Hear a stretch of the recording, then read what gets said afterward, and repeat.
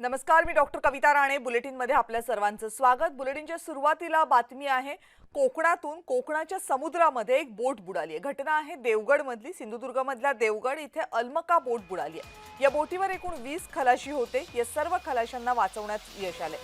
खरं तर समुद्रामध्ये वाऱ्याचा वेग होता आणि उंच लाटा होत्या आणि त्यामुळेच ही बोट बुडाली असल्याचा प्राथमिक अंदाज आहे. सिंधुदुर्ग जिल्ह्यातल्या देवगड समुद्रात मच्छीमारी करून बोट बंदरात परतत होती.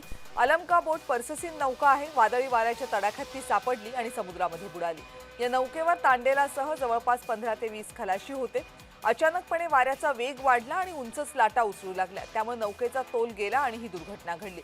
घटना मीठमुंबरी ते देवगड या पवनचक्की समोरील समुद्री पट्ट्यामध्ये घडल्याची माहिती आहे.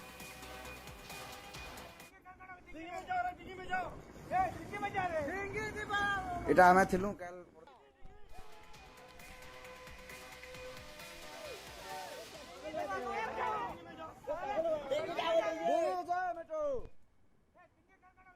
ज्यावेळेस ही बोट बुडत होती त्यावेळेसची ही दृश्य आहे. बोटीवर तांडेलासह जवळपास 15 ते 20 खलाशी होते. त्या सगळ्यांना दुसऱ्या एका बोटीनं वाचवले.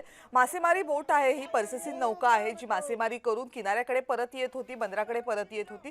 अचानकपणे वाऱ्याचा वेग वाढला आणि लाटाही उंच झाल्या आणि त्यामुळे या बोटीचा तोल गेला. बोट बुडाल्याचं लक्षात येताच खलाशांनी आपला जीव वाचवण्यासाठी प्रयत्न केले. त्यानंतर आजूबाजूला काही बोटी होत्या. त्या बोटींनी या सगळ्या खलाशांना वाचवलं.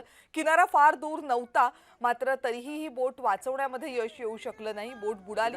बोट मालकाचं मोठं नुकसान झालंय, पण सुदैवाने या बोटीवर जितके जण होते त्या सगळ्यांना वाचवण्यात यश आले.